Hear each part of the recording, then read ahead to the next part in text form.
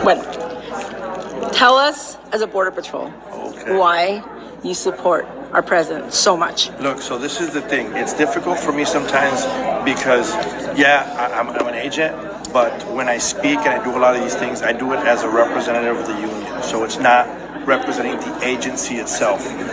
You know what I represent? I support the rule of law.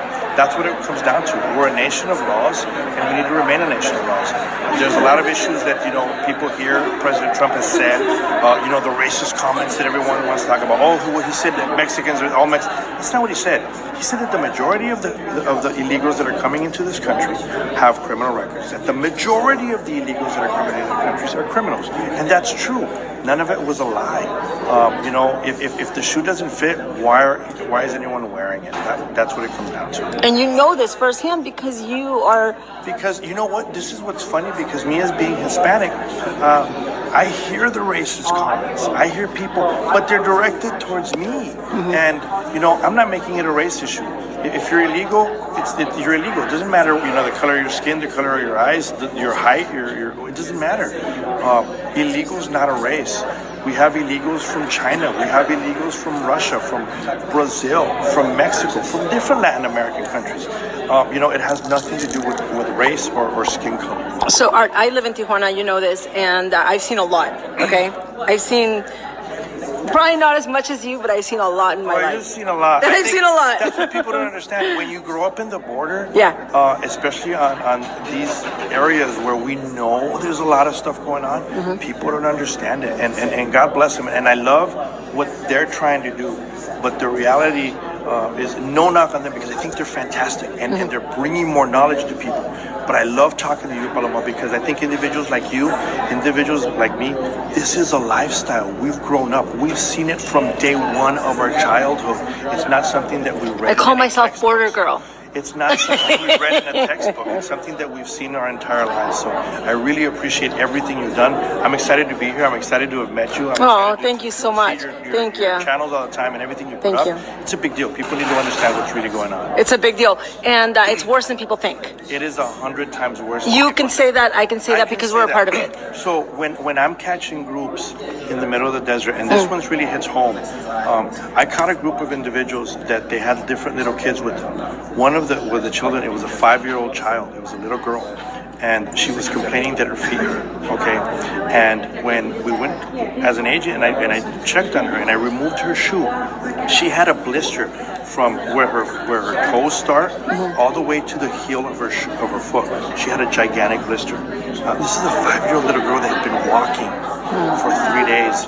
And I asked the adults that were with her. I say adults that were with her because I don't know if they were her parents.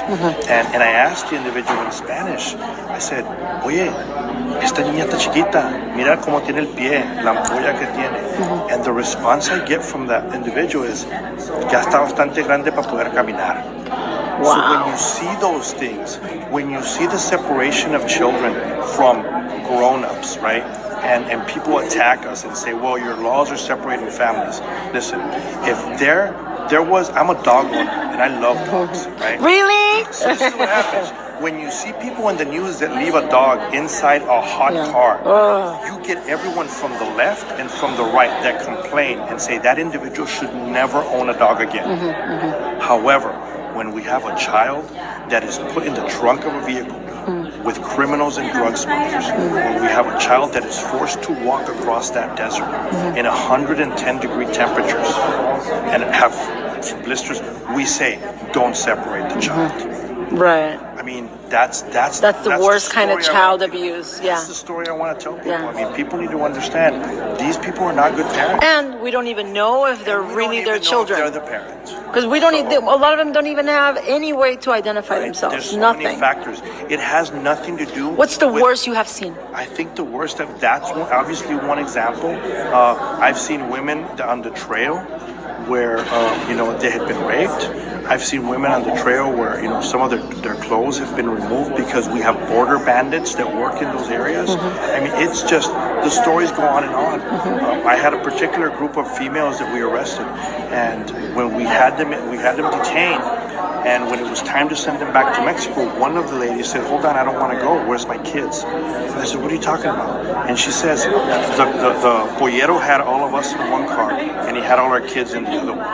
And I said, "Ma'am, it took you 7 hours to tell me that there was another vehicle with kids." God. To this day, I don't know what happened to that vehicle. Oh my God. And that is just chilling when you hear that. So it doesn't matter if you like President Trump. It doesn't matter if you hate President Trump. There's people that are being affected, and the way to help these individuals and stop these people from suffering is to add more border security. Exactly. That's what it comes down to. What's the worst crime you've seen as far as going through the actual border, not running across, but going through the port of entry?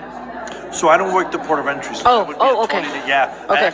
I work between the ports. Oh, okay. And Okay. I represent the individuals that are between the ports. The ports would be a totally different thing. I see. But it's nonstop. It's one issue after another. And as I've said before, it's not a race issue. It's a security issue. Yeah. And it's not just security for American citizens. It's security for all those individuals that are being exploited by the drug cartels and by the human smuggling groups, and they're bringing them to the United States. That's what we need to worry about. That's what we need to stop. How about the drugs too? I mean, it's nonstop. Here in Arizona. And they're not just going through the ports of entry. They're not going through the ports of entry. The thing is, the media is only reporting what goes through the port of entry. I constantly see big loads that are arrested at the ports of entry, and then 2 days later, agents between the ports make similar arrests, similar seizures, but the news never reports those. And that's because the media wants you all to think that it's all at the port. We don't need walls, and that is the silliest thing in the world. And so since you have a very strong connection with Mexico, like I do, how do you see the people in Mexico? Like, I'm sure it's hard for you too, as it is for me, and not just for Mexico, but people from other countries.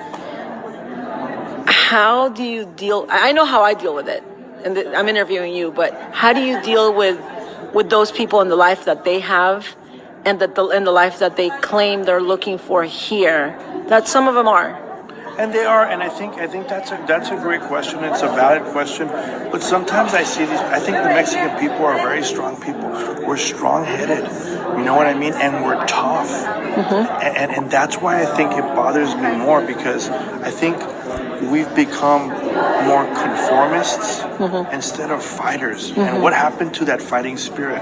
Listen, I don't want to be on your channel and be the one to call for a revolution, but honestly, I think that's where we're at. I call for a revolution all the time, and you know it. That's what we need. I think the Mexican people need a revolution so they can get rid of the revolutionaries. I know. That's what it comes down to. That's my ultimate goal. If we have so many people that say, "I love Mexico, México lindo y querido," entonces está tan querido, pelea por él. Haz algo. Hacer. Párate y haz algo por tu país. Exactamente. So I always say that I'm in a dual fight. It's not a single fight. It's a dual fight. Right.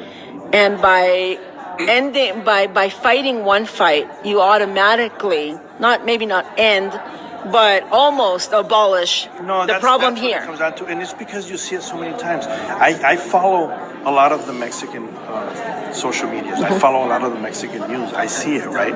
So I see every year when they do the Mexican independence, you have everyone with their memes saying, "Hey, the government has not treated us correctly. They failed us.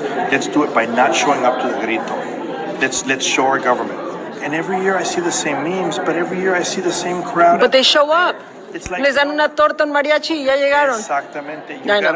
We gotta be strong. Gotta be strong. Like border. the battle we had in Tijuana. Did you see that? I saw that. Did that make you proud? That's something that when I saw the mayor of Tijuana actually speak up for his people, God bless him.